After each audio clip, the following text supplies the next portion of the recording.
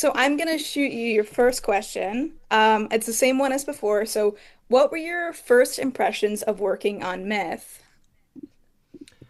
So I like my Like, first impressions with Myth were kind of like it was really really cool. It was this really fun thing because Matt and I kind of ended up. So we knew each other a long time ago in like the 2010s, um, yeah. from being musicians in Stirling, Oh, and then I we sort of ended up going away and doing our own thing. Matt did Narcissist Cookbook. I ended up yeah. doing audio dramas and music sort of stuff and composing for films and stuff. And basically, we ended up reconnecting because we just had a lot of overlap in terms of the people who listened to our work, which I thought was really cool. Yeah. I got a message from Matt, basically being like, "Yeah, a lot of people are telling me to listen to the Tower because they say it's quite similar to the stuff." I'm like, that is so funny because a lot of people who listen to the Tower are also telling me, are always asking me, "Have you heard of Narcissist Cookbook?" I'm like, "Yes, I've heard of Narcissist Cookbook. Yes, Yes, I you have." have. You work with So them. yeah, yeah. But, so it was just really cool, like that we sort of ended up finding each other again through our respective like listenerships. I just thought that was a really cool thing, Oh yeah. and it was really nice getting the email through, kind of saying, do you want to be a part of this new project? Because I think a lot of the time with you know musicians, in particular musicians who are used to working on their own, it can be Yeah. hard to find excuses to work with other musicians, and in particular with the very specific thing that Matt does and the very specific thing that I do, it's quite Yeah. difficult to find overlap there. But Matt kind of pitched it to me, sort of almost sort of like as having um like a little audio drama break in the album, and basically said, "Look, I'm going to send you a script, and can you do the voice for it, but also do like the sound design and kind Mm. of add your own sort of voice to these particular scenes." I didn't get a lot of context, but in terms of like what the narrate, what the purpose of the audiobook within the structure of the album, Yeah. I didn't feel like I needed the additional context.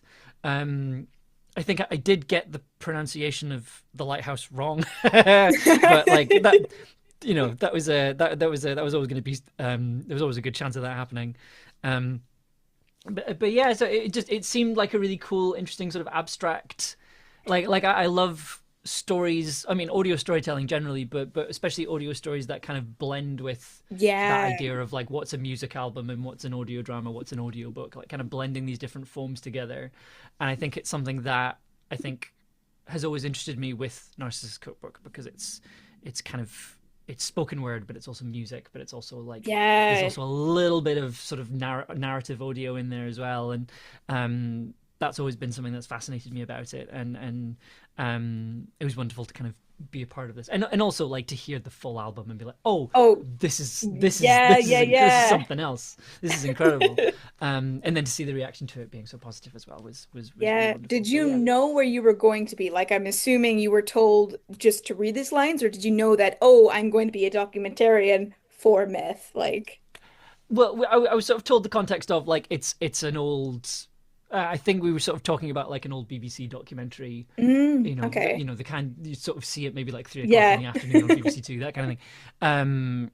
And I had a sort of very specific idea of in my head of what that looked like, and I was given the specific thing of like it's on an old VHS tape, Yeah. and like this was an interesting thing to let like Matt and I, the last time we met up, we were chatting, and we just had a long conversation about like tape audio and like those kind of the sort of scrungly textury effects you get from them. We had a long conversation about them, and it's like, oh, I never get to talk about this stuff. I never get to talk about like bit crushing and tape distortion and stuff. Yeah. And then we learned that the stuff that because the initial idea was, Matt was like, don't put too much on because I want to add my own on top of it to kind of make it sound Yeah. like everything else. I'm like, yeah, that makes sense. So I added like a little bit, but it turns out we used the same piece of software for it. So it's just layers of the same kind of effect on the top, which I just thought was very funny. Oh Um, my goodness. I wanted to ask you as well, like, what were the steps you took in layering behind your audio? Like, what was the process behind? I'm assuming it's your initial line, but what else did you do to mess with the audio? so what I kind of did was I recorded my lines, obviously, and then I Yeah. kind of I had an old recording from like an old field recording I had when I was on holiday Oh, somewhere. I can't remember specifically where, but basically my parents would go on a lot of holidays to like yeah. the west coast of Scotland, or like the Outer Hebrides, that kind of thing. Yeah. And so I've just got a lot of recordings of windy cliffs, and I threw that in there, and then I've got a couple of recordings of like big beach waves. I think one of them came from a trip to California or something like that, and Yeah. having that in there just to give it lots of depth, and then adding all the different sounds, uh, and kind of doing the thing where trying to sort of create the space where you were hearing it. So it's not just Yeah. about creating the Yeah. VHS sound; it's also about building the room that the VHS is being played in. Yeah. So there's like a tiny bit of reverb, um, because it's sort of like, I think the way Matt described it was, it's a VHS playing on an old television that's then being recorded onto cassette tape, Yeah, that's which is a not very digital at specific all. Yeah, sound. yeah, yeah. Yeah, it's very specific, but it's absolutely 100% my shit. I love that. I was like, oh yes, there's so much texture. This is So yours. yeah. I was like, oh, finally, I've been waiting my whole life. Um, so I kind of built it clean.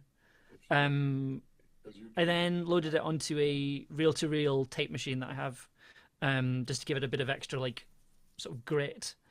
Um, and then added a VHS effect, added some reverb to make it sound like it was in a room, and then Mhm. added another filter on it to make it sound like it was coming through a cassette tape. So like, there's lots of different scrungly layers of just making this audio sound worse. Um, and just kind of, and I think also compressing it in a way that it kind of, you could sort of feel the narration like pushing through the kind of really noisy seaside ambience, that kind of Yeah, thing. absolutely. I think is Have incredible. you ever been to a show? This is not really a question, but I'm just so curious. Have you ever been to like a show at all? Like, I was at the Glasgow show on the last tour. oh my God, I wasn't was invited along, which was really lovely. oh But it was this infuriating thing, because I got that, I went by myself, because I think my partner was busy or something. Like yeah. I kind of went, oh right, I'm gonna go along. I'm gonna say hi to Matt. I'm gonna stand at the back, have a really good night.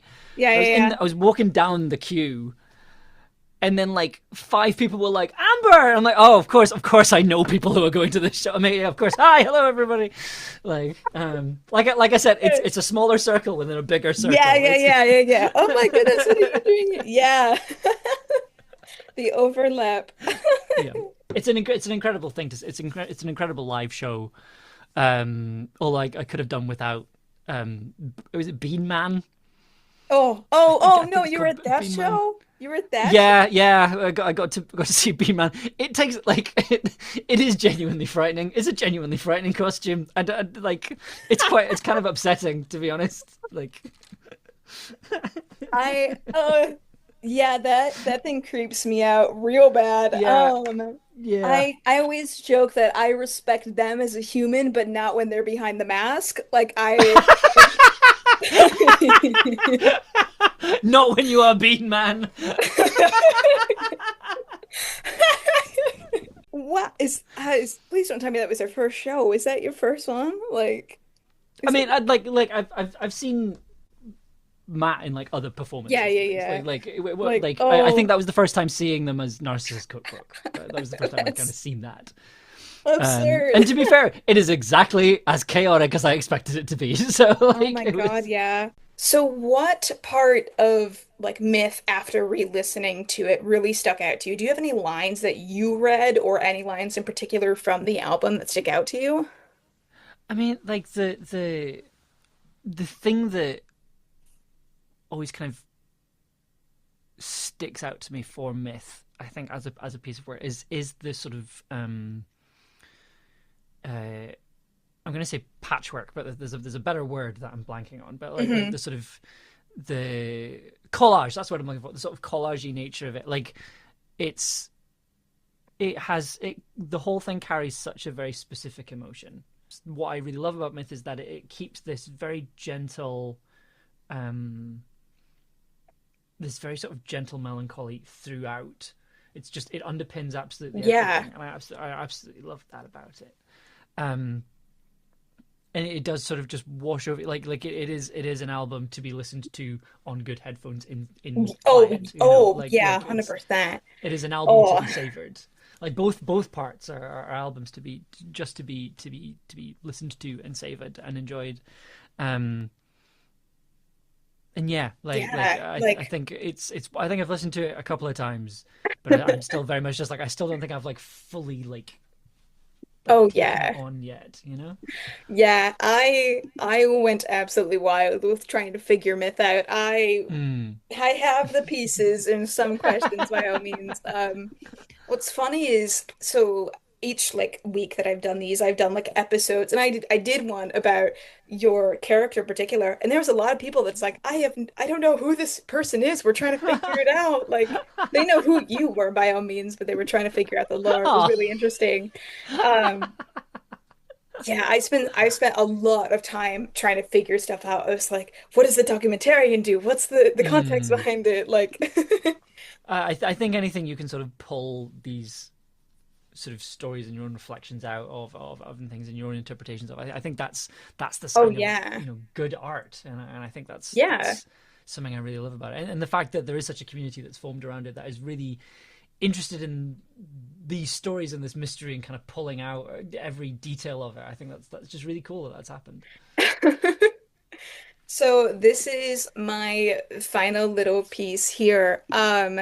If there was an extension of your character, of your lines, of anything outside of just what is Myth right now, if you could Mm. do anything to it, what would you add or what would you imagine happening?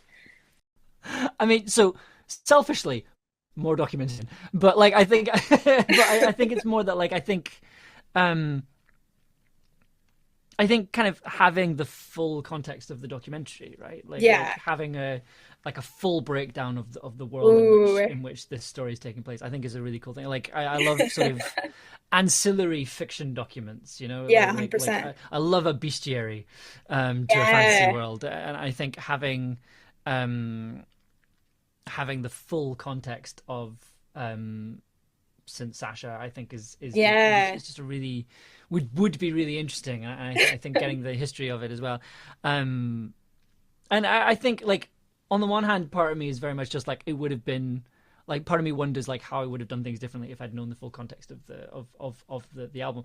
I think it's the That's a bit art of a of the selfish answer, I feel, but no, yeah, no, I no. like I think it's the knowing art more of the about the world. influence. I think, Like, yeah, you know yeah. more about it, about the context. I mean, I remember not knowing anything but trying to be like, well, what if I'm right about this? Or what if like Hmm. trying to bother poor Matt in his DMs, like, well, what if I'm right? And they're like, stop, just no, let yourself be.